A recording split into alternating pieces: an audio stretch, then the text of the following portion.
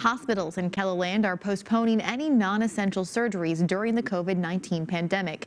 In tonight's Health Beat, KELOLAND's Sophie Heineman finds out what that means for you.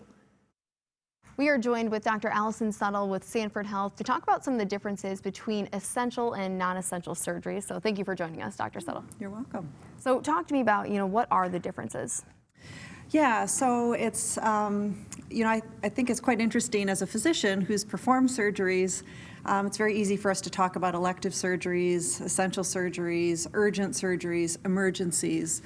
And it's very clear for us, but as a person coming in, a patient coming in for a surgery, you need whatever surgery is coming forward, right? Obviously, you've had a conversation with your physician, and the two of you have decided that this is the next best step for you.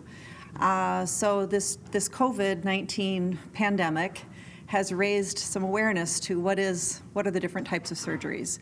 And I think the bottom line is urgent surgeries, emergencies need to happen in the moment. Immediately, it's life or death situation. Anything beyond that really becomes a conversation between a physician and a patient.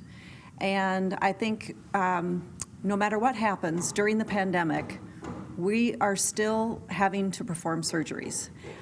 We are still there for our patients. And we've taken the approach at Sanford that it really requires that conversation with a physician, what needs to be done and what doesn't.